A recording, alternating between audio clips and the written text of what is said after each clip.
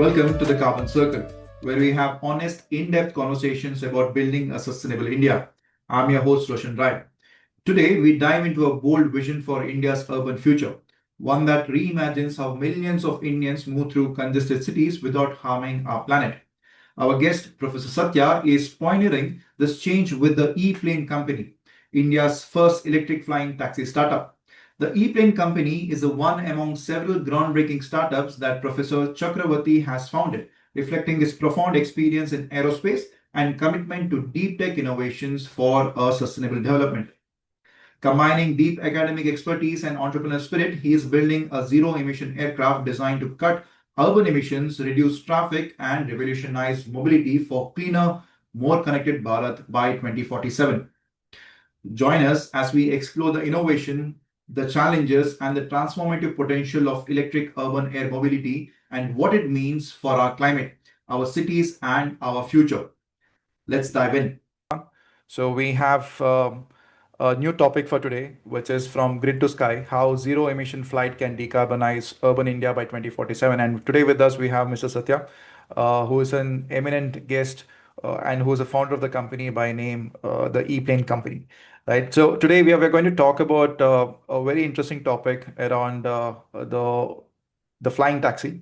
So we'll begin with the innovation imperative, and from there we'll move to the urban transformation and the immediate benefits. That is how air taxis can help reshape Indian cities through cleaner air, saving lives and reducing congestion. And the third topic that we'll cover for today is the circular economy challenge, because with any e-vehicle, there is the problem of battery as well. So we'll also look at that part of it. And to wrap this entire podcast, we will also look at the future proofing and the systemic sustainability. That is looking at the long-term sustainability of this entire solution that Mr. Satya and his team is trying to build. So Satya, I'll begin with the first question. So Satya, for listeners who may not be familiar with your journey, can you share a little bit about your academic and professional background and what inspired you to move from research and teaching at IIT Madras to launching deep tech startups like the ePlane company? Sure. I think the quick overview is that I'm an aerospace engineer by training. I got my bachelor's in aerospace engineering at IIT Madras in 1991, went to Georgia Tech for my master's and PhD in aerospace engineering. I worked on actually rocket fuel combustion, solid rocket fuel combustion for my PhD thesis, worked there for a couple of years, came back to India to teach in the same department that I got my undergrad degree from, built my career, the academic career of, being an assistant professor, associate professor, and a full professor, but before the end of the decade in 2000s, got the opportunity to establish the world's largest combustion research center at IIT Madras through the 2010s. By the middle of the decade, around 2016-ish, is when we realized that the world is moving away from combustion in multiple ways. Cars were turning electric. Thermal power was giving away to solar in a big way. And solar was actually hitting grid parity, which means that it was becoming affordable. There was a sense that through the next decade, electric cars would actually become as affordable as IC engine cars, and the IC engine cars would be actually on their way out, which is what got me to thinking, what if planes became electric? What are the challenges with electric planes, and how do you combat the short range, and how do you convert the opportunity to a eVTOL opportunity instead of a conventional takeoff and landing where people will have to go to planes? Instead, can we actually have the planes come to the people? Right. And so on. That idea is what gave birth to the thought of the ePlane company. I didn't take the plunge into entrepreneurship right away. I was still researching, and actually I taught a course on electric aircraft propulsion for the first time in the world, I think, a full-fledged semester-long course back in 2019. But at some point, it looked like I could actually take a sabbatical. And then it was also very compelling that planes are easier to build than engines. Engines are the ones that are making it difficult for planes to be cheaper, or they become maintenance prone. Cost of fuel or the fluctuation in the cost of fuel, all of these things are actually the pain point. Yeah. So if I were to remove the engine from the equation, it looked like I could take a shot at building a plane. That's the reason why I thought that I would actually give it a shot and plunge into entrepreneurship. Went on a sabbatical, stayed away from teaching for about 4.5 years. before returning back to just the teaching duties alone while still continuing to run ePlane company. Awesome. That's really cool.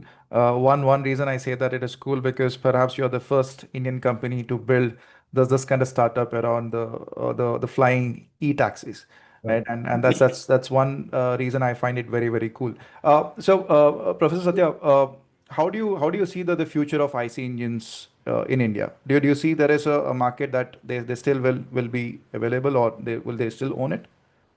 IC engines will actually sort of see what happens with any new technology is that it starts as being somewhat inferior to the existing technology that makes the incumbents of the existing technology feel complacent that they will never be displaced. Hmm.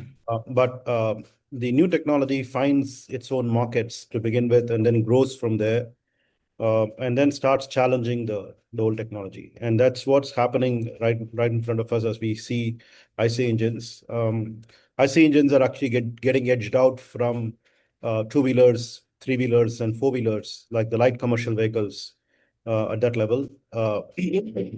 But they still actually have a huge role to play in large trucks and maybe long-distance buses, particularly if you have to air condition them. But it's not difficult to see even buses getting electrified, smaller trucks getting electrified, and so on. So it's a matter of time when probably we get like much better chemistries to work with in batteries that are even better to recycle and so on. That batteries and battery electric vehicles will become a lot more affordable, and IC engines could get edged out. And IC engines will then probably prevail in large scale power generation or Hmm. such thing. And then if they actually wait for hydrogen to happen and hydrogen becomes affordable and so on, and if there could be like a gap where fuel cells are still expensive, but hydrogen has been cracked in Yeah. terms of cost. So you don't know how that's exactly going to pan out, Mm-hmm. but we are actually seeing IC engines getting displaced. Yeah. Right. From your answer, I do understand or get a sense that there is definitely going to be a role for the IC engines to be played for maybe for some security purposes or maybe for in certain segments of the vehicle. Yeah. So combustion actually is a huge power, right? So you get like a lot of power out of combustion. Hmm. Fuel stores a lot of energy in a per unit volume or per unit gram in Correct. a gram of fuel. Those things will definitely have specific applications where you cannot replace it, right? So, for Right. example, we're not fancying rockets getting electrified anytime soon and so on. Yeah. So, wherever you need like a lot of power, you will probably still have to have combustion, but not necessarily for a lot of other purposes. Yeah. And you also mentioned it is a matter of time. So from your point of view, what is the kind of time period that you're looking at for the transition from IC engine to electrical, at least in the passenger vehicles or in certain segment of the market? I think in the passenger vehicles, it could actually, I mean, there is one assessment that was made sometime back in 2016 that I viewed by Tony Seba. He wrote a book on this back in 2017, 2018 timeframe, where at least in the United States context, he was actually suggesting that by the end of 2030, Hmm. we would have replaced all IC engine cars. We are seeing a similar such thing happening in the EV space in India, the two-wheeler level, sorry, Yeah. and maybe three-wheelers and so on. Three-wheelers. Cars are also actually getting there. So it is very hard to actually predict what will happen over a 10-year period. A lot of transformation can happen over a 10-year period. Yeah. Yeah. So, So so it's very, 2035, is the that? optimistic the optimistic view is that up to about four-wheelers, it could be as soon as 2030, but the more realistic view could be 2035. Yeah, easily. Yeah, yeah, that's a more realistic timeline that we're looking at, right? So when we talk about sustainability, we also need to talk about energy security and within the transportation part, we also see there is a space for IC engines, electric vehicles, hydrogen, perhaps also is a key part in this entire thing. So my next question to you, Mr. Satya, is this that most people don't think aviation when they hear the word sustainability, right? And in fact, they think it is opposite because flying is seen as carbon intensive. Yeah. So when did you first think that what if we electrified aviation? And was there a specific moment, or did it evolve over time for you? No, there was that specific moment when I thought about electrifying aviation, when I listened to a video by Tony Seba, as I mentioned, because I belong to aerospace, and he was talking about ground vehicles getting electrified in the next decade.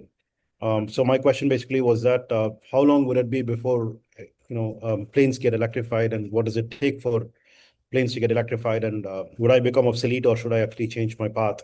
Was actually the moment of truth, so to speak, that I went through.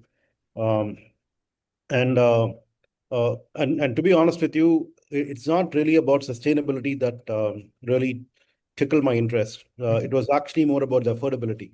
Affordability. Okay. Yeah. So the moment you actually think electric, you can actually think about the reduced asset costs for planes, which was not the case with cars when they started out. Electric cars were certainly much more expensive when compared to IC engine cars. But that's because battery costs were not Higher. so low at that point. It's kind of getting there. And the point is that cars can actually pack a lot of battery, and electric cars can afford to become much heavier when compared to IC engine cars, as much of the energy density allows them to give a longer range. Range anxiety is a big issue, Correct. and all that stuff. Whereas in the case of planes, you cannot pack a lot of battery as much as you want, because you can't get planes to become heavier because you have to fly. Correct. So the limitation on the amount of battery that you can put is actually both a curse and a blessing. The curse because it actually definitely limits the range, and then we have to work on that aspect of it, which you could do by improving the aerodynamics, lightweighting the aircraft, lots of such things, propulsion, airframe integration. There are a lot of things that you can do instead of just sitting and griping about energy density not being high enough forever, right? Because you will always guzzle more and more energy, as it's available. So that gripe will never stop. So you have to actually start, cranking your brain cells on lots of other things that have actually been remaining stagnant in the aerospace technology, and make it happen now, and translate it back to cars, and then challenge the automobiles back again, saying, why are you not lightweighted? Why are you not aerodynamic? Why, right? So for example, the range anxiety in cars could actually have been mitigated by having your cars more aerodynamically shaped, more lightweighted, right? You don't have to actually wait for batteries to become better or cheaper. So when I have a limitation on how much battery I can put, the battery cost is not actually the driver anymore, and I can make planes that are cheaper, much easier to maintain, and very low cost in operations. So it actually makes aviation a lot more affordable to a lot of people. In fact, the short range can then be used as a blessing in turn, by saying that let's actually have as short a leg as possible and go to hinterland, open up airports in areas where we don't have airports yet, Yeah. get people to move faster from one place to the other if it is cheaper, right? So suddenly you actually revitalize an economy that was actually kind of fledgling in terms of like regional aviation and all those things. Right. So I kind of started seeing this in my mind, uh, pass through. And then I said, hey, wait a minute, this seems to be like a future that we can unravel. Yeah. So, I mean, when you made a switch from being an academician to an entrepreneur, I believe you would have had your own fears of starting something out, right? Because one, the air taxis is perhaps, I mean, I've not heard of any other companies in India, so it is an entirely new domain that you're creating, that is flying taxis. That's one. The tech part, the supply chain for manufacturing of this components, the design, everything has to be done from scratch. Yeah. So what were the major challenges that you faced when you're starting out, Satya? Actually, interestingly, the starting was not a big problem, for two reasons. One is, as an academic, we actually have a lot of freedom so long as we are doing something technical, something futuristic, and all those things. A place like IIT Madras encourages those kinds of things, academic participation in entrepreneurship, and those kinds of things. They actually kind of give space for your time. You can actually choose how you want to spend your time productively and creatively in a technical way, right? So that means that you kind of still are exerting peer pressure and are exerted by the peer pressure in the academic community to do something That's actually technologically the future. Yeah. So I think that was very natural. We didn't have a problem. The economics of it, I'm sorry? the economics of it, the funding. Right. So that's exactly the next thing, right? So I was used to actually tapping large funding from the government and industry in the past, like no other. The Combustion Center, for example, had started with a seed grant of about 11 million from the government, but progressively we did like about 40 to 50 industry projects through the next 6 to 8 years, totaling up to about 60 million. Okay. So I had seen money. I mean, none of this is actually personal money because we don't really have a stake in these in this research and all. It's actually totally R&D money. So it's kind of like more of research administration that I was spearheading. So sensing money is not like a big thing for me. As an academic too. In that sense, I was somewhat like an academic entrepreneur in that sense, like trying to go get projects to do research and then get PhD students to do the research and publish papers, go to conferences. That's kind of like the terrain of that work. But what was actually very interesting was that since I was an academic, I did not have the burden of past experience that told me that this cannot be done. Right. So if you, for example, let us say you're a 50-year-old guy, and let's say you've actually been a veteran in the aero industry, right? Having seen how planes are getting built and all that stuff, then everything will come to your sphere. What about the supply chain? What about the cost? What about this? What about that? How do you do the design? Blah blah blah. Right. Inexperience is probably is a blessing, right? So you just take a plunge, and that's what typically a founder does. It typically so the founder actually starting a startup is kind of like a love marriage, right? You just take the plunge without thinking about it, and then you start figuring out your way through. Okay, now that I have this passion to do this, let me actually plow my way through how you want to do this and all that stuff. That's typically what happened. It's not like I'm totally blindsided. I mean, I had some amount of experience because I worked a lot with the industry and all that stuff. But the burden of having to, peel the layers of the onion was not mine. It was like somebody would have done that and then come to me with an industry project to fund and do the research and so on. But here, I had but I had a ringside view of all of that stuff earlier. So a clean state perhaps allowed you to take that plunge, take that risk of innovating in the entrepreneurial space. Yeah. Awesome. So Satya, the one other thing that you mentioned about starting the ePlane company is not sustainability but affordability, right? So when I was doing some research, I was going through the numbers. So you had talked about engineering components for 1/50th the cost of competitors. That is the rupees 2000 propeller versus $100,000 example. But there is a deeper insight there. If a ePlane is affordable, it scales faster, which means higher impact. So can you unpack the economic mechanisms, and how does affordability translate into climate impact? Absolutely. I think it's a fantastic question. It's not as if like sustainability is something that we don't want to worry about. Yeah. So the way I feel Indians actually do this is they bother about the pocket as much as they bother about the planet. And the point is that culturally we do bother about the planet. It's kind of a given. We don't really, I mean, if you think about the traditions and all that stuff, I mean, we have been around for about thousands of years, so they must have, the traditions would have figured out like not to, spoil the planet and all that stuff. So we have that. We're not exactly clued into it in our daily lives, but it is there at the back of our minds, right? We understand that we are doing something wrong to the planet and all that stuff. So inherently, any new tech that we do, first of all, has to be affordable in the face. But the underlying theme should be, it should not be unsustainable to the planet, right? That's something that we have to cover. So how does it actually translate into economics and the ecological impact is that, for example, we expect that these planes, the eVTOLs, are actually going to be a new industry that straddles between automobiles on the ground and the conventional aviation that we are aware of that as of today in the sky. And to give you numbers, there are millions of cars that actually come out of factories and put out into the market per year, whereas the number of planes that actually are getting put out is of the order of, let us say, about 2000 or 2000 to 2500. It's not much. globally. Right. So although, you could argue that, cars are actually taking only 4 people or 4 to 5 people, whereas, planes are taking about 150 people and so on. But millions versus thousands is still not a match. It's like orders of magnitude when compared to, 5 versus 150. That's only about a couple of orders of magnitude, right? Correct. So definitely planes are actually at a lower scale when compared to cars.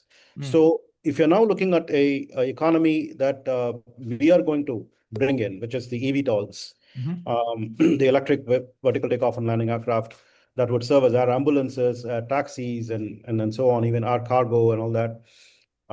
Then we expect that these will actually be in the tens of thousands to hundreds of thousands, right? So it'll actually straddle the middle ground between cars on the one hand and the planes on the other. And the planes, yeah. What does it really mean for ecology?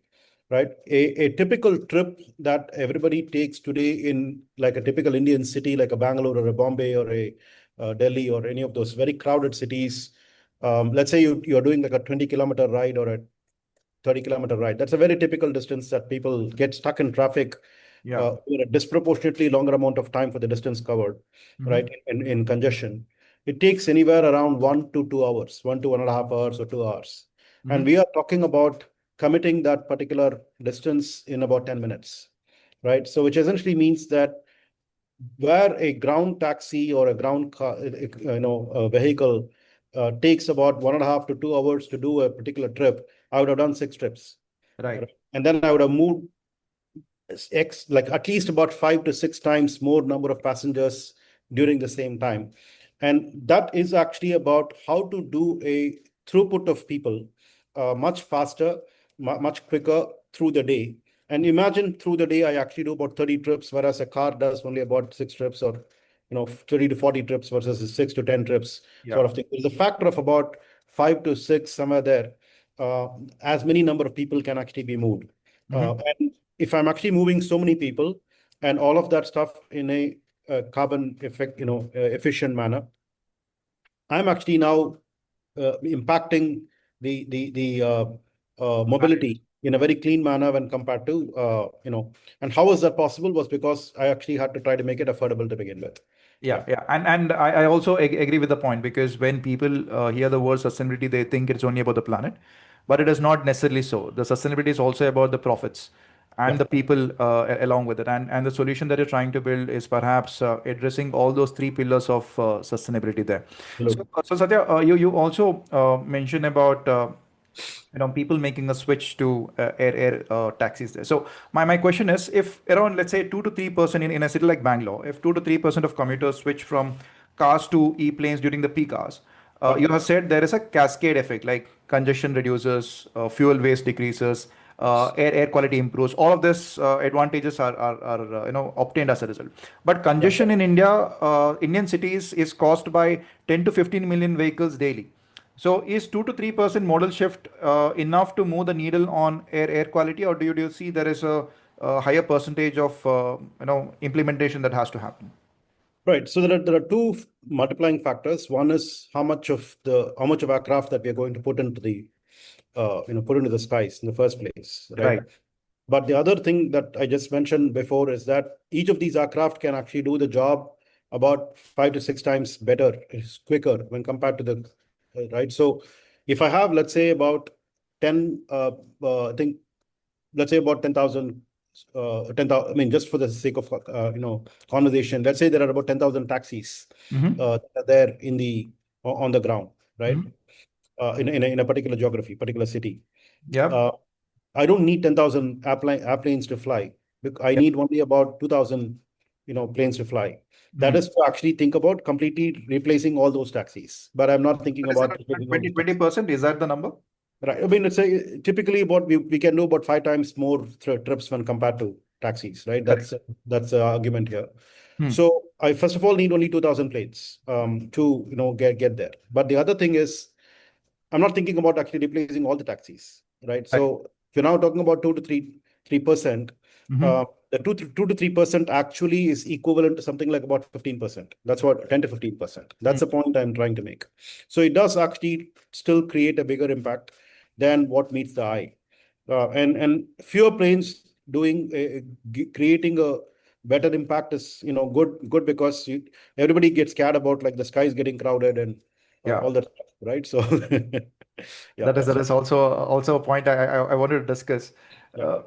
So yeah, I mean, very clearly, it can definitely help in multiple parts. I mean, especially in urban towns or urban cities here in India, where the traffic congestion is too extreme. You know, people come here. I mean, they spend close to 2 to 3 hours of the day just commuting from office back to home, and Yeah. this will definitely save a lot of time. But when we talk about affordability, will that still compare with the prices of a taxi, or how do you see it? Yeah, I think the starting point could be that, see, it's going to be very interesting. The starting point for us is of the order of about twice the Uber cost uh, for about 1/8 the travel time in peak hours, 1/5 the travel time in lean hours, that kind of thing. So you're not really thought about, I mean, we are not the ones who are actually going to, rack our brains about how to price this and all that stuff. Okay.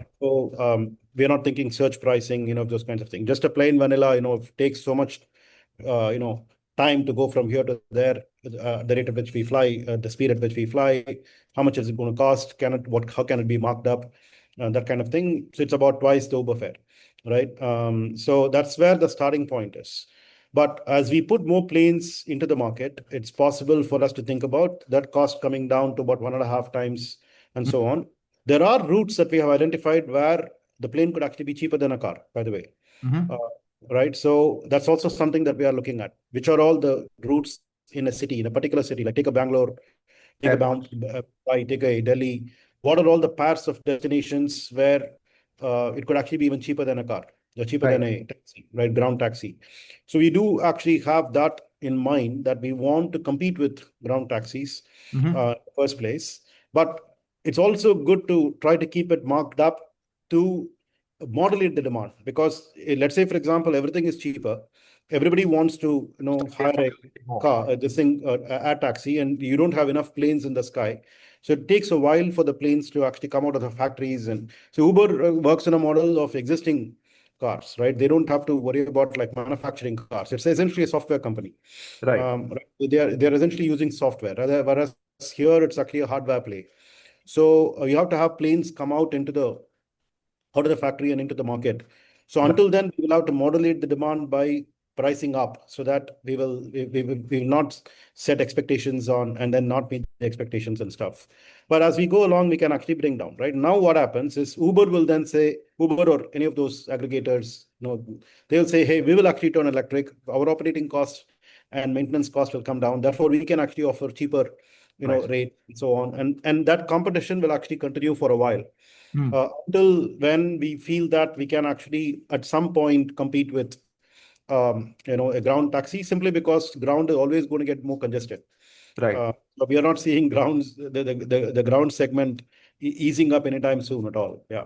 Yeah, absolutely. So, I mean, the price realization for sure will be taking some time, and making it Yeah, I comparable think to it's going to be like about a 5-year period Right. when we start until when all this competition settles down.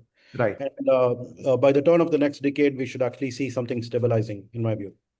Really interesting. So, Satya, the solution that you're today building is competing with other transportation infrastructure like metro, taxis, buses, and all of this, right? So, there is a competition that you would have with all of these different players. So, going forward, how do you actually make this integration work in practice? That is kind of all this different transportation mediums falling into a single thing, or maybe working alongside each other. That is question number one. Question number two is, what specific policies or governance structures need to change for a true multimodal ecosystem? Correct. So, yeah, I think you let the cat out of the bag at the end of your question, which is multimodal is actually the mantra. So obviously, see, what's happening today is that people are going more and more towards a on-demand transportation, Right. right? And on-demand is actually two things. One is not only at the time at which I want to get out and go somewhere, but I also need it where I am, and I want to actually take it to where I have to go. Correct. Right. But that is where most of the public transportation suffers in terms of the first and last mile connectivity. Right. Now, you could actually do a ground transportation first and last mile connectivity itself around metros as we speak, right? And I have not seen a startup come up on that integrating with the metro. I mean, the metro schedules are actually very well known. I Correct. don't know. I don't understand why a startup cannot actually offer a car ride from wherever you are to the nearest metro station and then get another car to actually pick you up exactly where you land at the other side. It's actually a nice model where Yeah. you will finally save money for the customer, the time for the customer, and so on. We expect that we will actually do that in the planes. So the reason for that is simple. Metro stations are actually sort of like huge behemoths of construction in the middle of the city, right? So you now look at the entire cityscape as you're like, let's say, flying in from another city to actually land in the city. The metro lines and the stations are actually dotting the entire cityscape. And Yeah. I'm like, why do you have this vast construction? What can we do? Can I actually flatten those rooftops to actually make them as parking decks for airplanes to fly off? Cool idea. Very cool idea. So which essentially means that all you have to do is to get off the metro station, get up the escalator, come to the rooftop, and catch a Yeah. flight. That would be extremely futuristic. I mean, just imagine. I I mean, don't see. it I as a mean, see, the point possibility. is futuristic. Futuristic is like if I have to work out the laws of physics and then figure out, some completely new invention, blah Yeah. blah blah. This is just, I mean, in plain sight, right? So this can be done. Yeah. We know Yeah. how to. For sure, because it is something that is doable because the science exists. I think the solution also you're trying to build one. Chennai, for example, we have something called the Chennai Metropolitan Unified Transport Authority, Mhm. COMTA. So they are thinking about these kinds of things where they could actually use at least a portion of metro station rooftops for these kinds of purposes and all that stuff. Hmm. We expect that we could showcase from one city, the other cities will catch on and all those things. Yes. Yeah. That's really interesting to learn because when corporations also take this up as a thing to build for the future, Yeah. that's definitely. I mean, like I already mentioned, it is something that can be definitely doable. Yeah. Better optimized way of approaching it is perhaps what is necessary, and maybe if the political uh, system also follows suit, Mhm. maybe it can be done faster than. Uh, I think it will. It will. So over time, it will, particularly on anything new technology. I think India wants to jump in to showcase that it's very modern. yeah. It's only the old technologies that we are dragging on, I guess. Right. So Satya, let me ask you one other question, which is relating to safety. I think you touched upon that point because anything flying above your head, people are going to be a little scared. I know, is it safe? Yeah. So how would you assure the people of the city that a solution or a system like this is safe to use? Would there be a specific pathway that the taxis will be using, or how would you convince them? Oh, I think having a specific pathway is actually going to increase the risk for people below that path, right? Mm, Because every plane actually has to follow the path. The density of planes artificially is actually constrained to follow that path, and all right. that. And there is no way you're actually going to be able to clear the ground below that path, and of the population and all those things, because there is always a population density. And in fact, for metros as well, actually getting ground to get cleared to lay metros is actually a challenge, and therefore they spend more and go underground and all that stuff, right?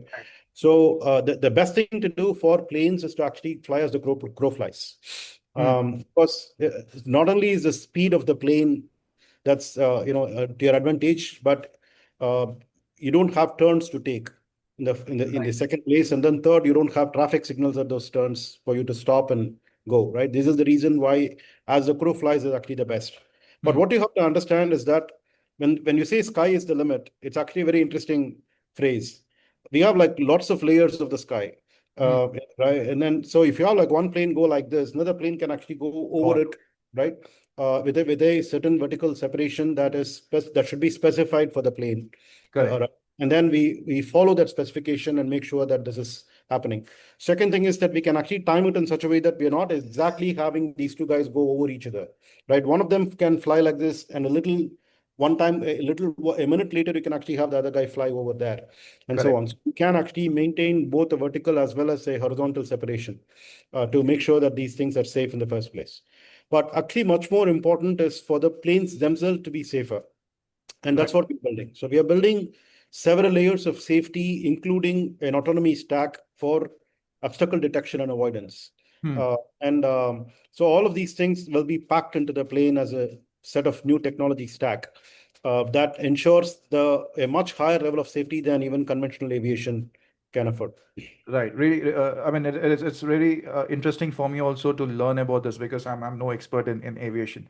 So, I mean, just like how the aviation has this air traffic controller, would you also require something like that to? Absolutely, absolutely. Actually, the thing about air traffic is that anything that's up in the air needs to be regulated. For example, if you have a helicopter ride that doesn't go unnoticed with the air traffic controller, the air traffic controller has to have a view about it. Right. So the thing is that this is actually going to be above the drones, well above the drones. The drones have a 400 feet limit. This is going to be well above that, and this will actually be under the purview of the ATC. Yes. Okay. That's also interesting for me to learn that there are different ranges or vertical heights at which drones fly and above which.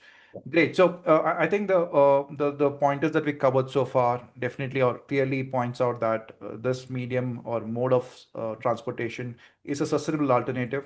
Along with that also provides other benefits like saving time, avoiding congestion, better air quality, given it is battery powered electric per se. So this leads me to the next segment of the conversation, which is a circular economy bit, right? Right. So when we talk about electric vehicles, one key pain point or point of discussion is the batteries, Yeah. right? So how would you ensure there is less impact through using of these batteries in the e-planes? Right. So my view is that, in fact, my expectation and sort of like a conviction when I started ePlane was the problem of having like a limited range due to batteries is actually going to be only in the foreseeable future. Battery technologies will actually improve, new chemistries will come. You will have better energy densities affordable that you can afford. And those chemistries could actually be based on materials that are not like rare earths or let's say lithium or any of those things that now get under the control of a particular country that's looking at this as the next oil and so on. Right. So there are multiple such chemistries that could get unraveled very soon. The reason why they have not happened is again because of economics. There is like a massive amount of money that's actually got sunk into lithium, lithium ion, lithium polymer, and multiple such, LFPs, LTO, NMC, all of those cathode chemistries, anode chemistries, all of those things. Correct. That it will take a little while for investors to actually start putting in money into other chemistries because there is kind of like a lock-in effect at the moment, right? And unless you actually sense that, lithium is seeing its end in terms of, what can be done with lithium. Right. And there again, aircraft actually pose that challenge much more than cars, right? The level at which cars grow in their tech can actually be kept pace with lithium, growing itself. Like you look at the energy densities and the cost reductions that are possible with lithium, it's kind of very similar to how solar has happened in the last decade, right? They're able to keep pace with the range anxiety of cars and all of those kinds of things, and larger vehicles and stuff. But when you now have to suddenly jump to saying that, hey, I need planes that actually have a longer range, then lithium cannot keep up, number one, right? So that actually prompts people. So once planes become a reality, then investors will start feeling that, hey, I think there is a future for some other chemistry. Now let me put money into it instead of having locked it up in lithium, right? And they have to actually get their money back from lithium in the first place, right? Otherwise, they will not be able to. That is one. The second thing is that as we keep growing in the car space, then we will start thinking about how to recycle these batteries. So the recycling economy also needs investments to perfect so that you can actually get to the point where it's done much more efficiently, economically, and all that stuff. It doesn't make sense to make it more carbon intensive to recycle a battery than saying that onboard emissions are low, but offboard the carbon this thing what do you call impact.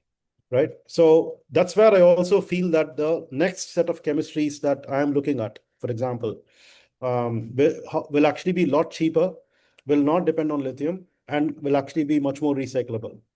And these things are again expected to happen through the second half of this decade, and by the turn of the next decade, you will see that a lot more disruptions will actually happen, where you will get energy densities that are at least about 5 to 10 times more energy than what it is today, and much cheaper than what it is today.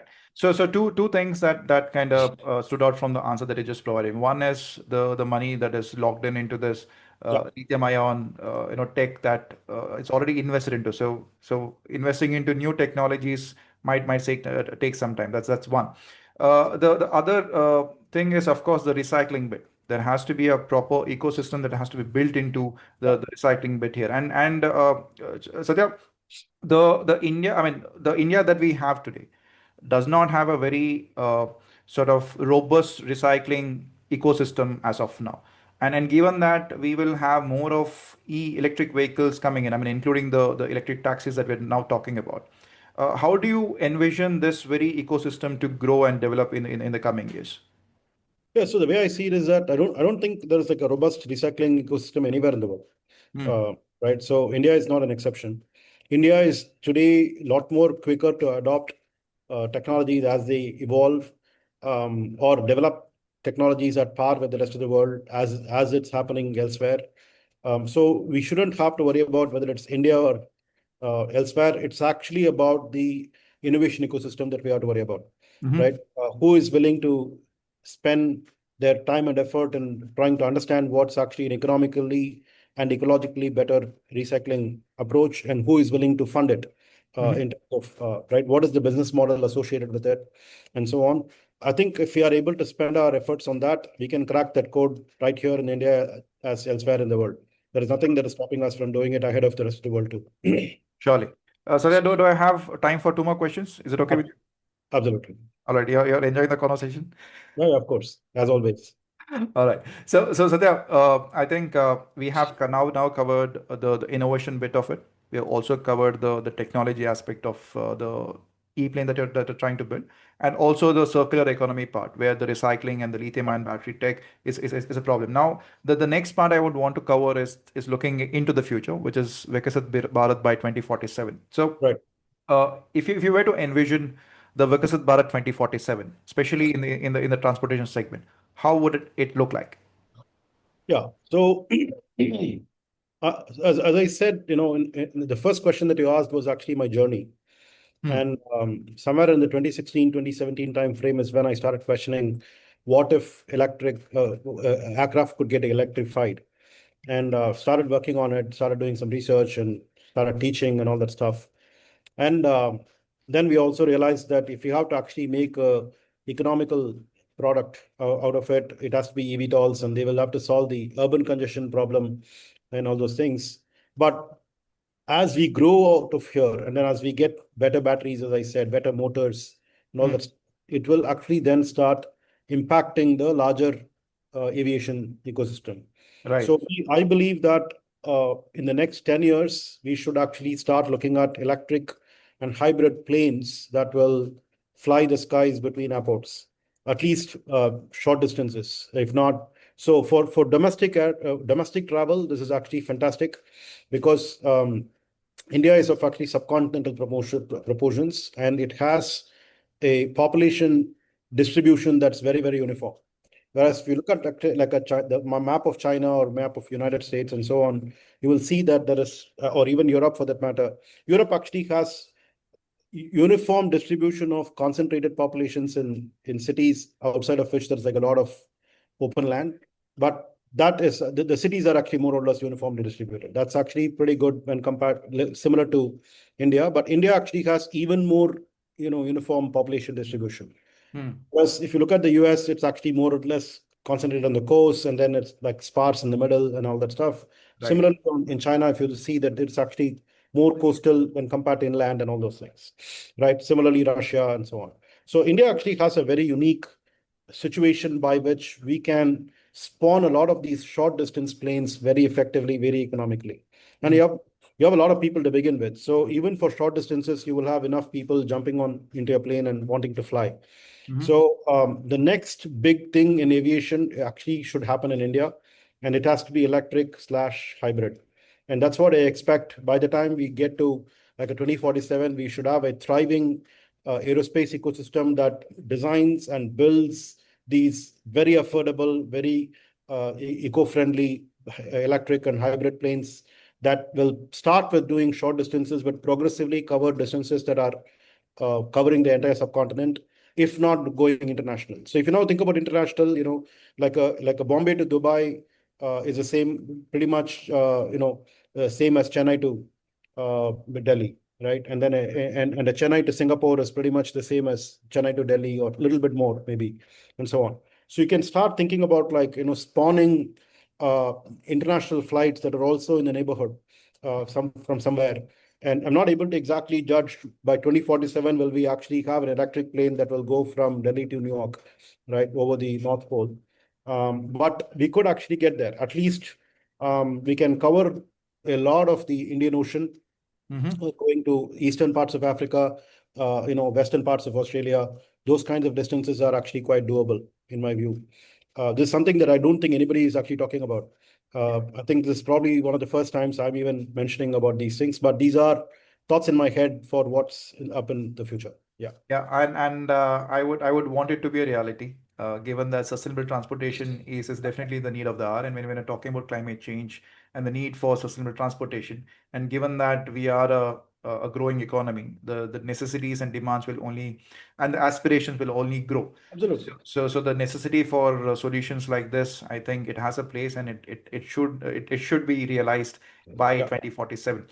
So when you talk about short range, what is the kind of range are we looking at here, Satya? Yeah, so today's electric planes with the current lithium ion will probably do about 200 to 250 kilometers. If you were to consider a conventional plane, if you do a better plane, like better lift to drag ratio, aerodynamics and structures and all that stuff, you can actually extend it to about 400 kilometers.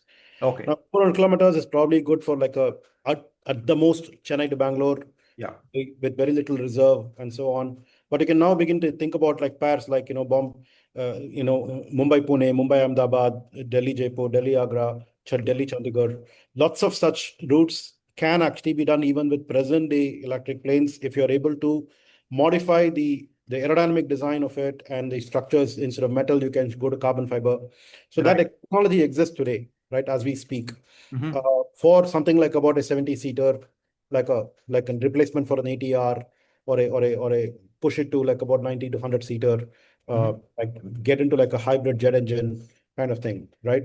So that is doable today, right? As we speak, may take about 5 to 7 years to build a plane and certify it and all those things, but we can do it starting with existing technology. But as we keep going further in the batteries that I talked about through this end of this decade, we can actually extend this range to about 1,000 kilometers to 2,000 kilometers and so on. That can cover the entire subcontinent. It'll Right. still be a challenge to go international other than just a neighborhood, to Middle East, to Southeast Asia kind of thing. Yeah. But that's good. Actually, that's good to start with. It's actually Asia is a booming place. Southeast Asia is a booming place for aviation and so on. Yeah. True. So with the present tech, intercity commute using ePlane taxis is definitely doable, and maybe in the long term we I'm not might talking about taxis. The taxis are actually more like intracity at the moment, right? intracity Probably, yeah. But I'm talking about the conventional replacement of conventional planes going from planes airport to airport, like about 100 people traveling together, sort of thing. in a sort of thing. Okay. Really interesting. I have one last question for you, which is keeping in mind the That taxis also will become intercity, by the way, by then. which one? I did not catch you there. Yeah, taxis also will actually become intercity. Right. That means that I can actually take off from my rooftop and land on the rooftop of another city. Another city there. I mean, that would be really amazing or interesting rather to live in that kind of a world, because we get to see this in futuristic movies, the science fiction movies. So Yeah. perhaps that would be reality. We'll push the envelope. Yeah. Yeah. I think that is the necessity or the need of the to push the envelope. And I'm glad that I'm getting this opportunity to talk to you, who's a visionary thinking something that is of the future and looking for solutions today.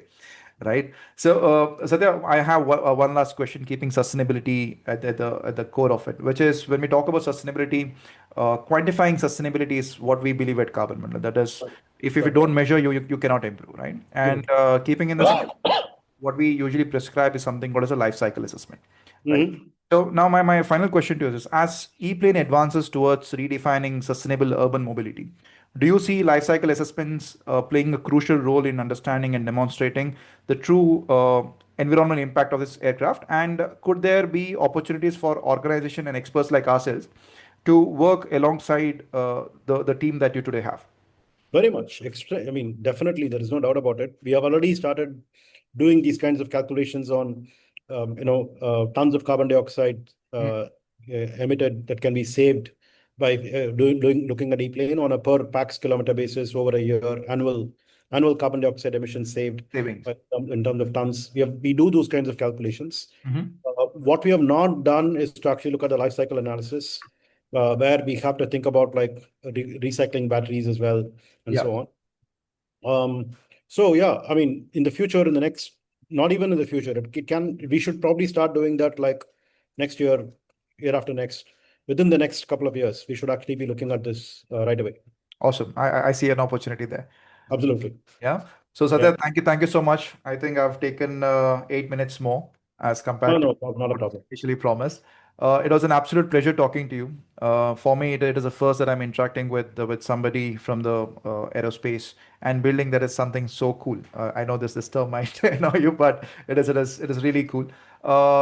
Thank you so much. And for the listeners who would like to get in touch with Satya or want to check the ePlane company, will drop the link to his LinkedIn profile as well as the link to the website in the description once this podcast goes live.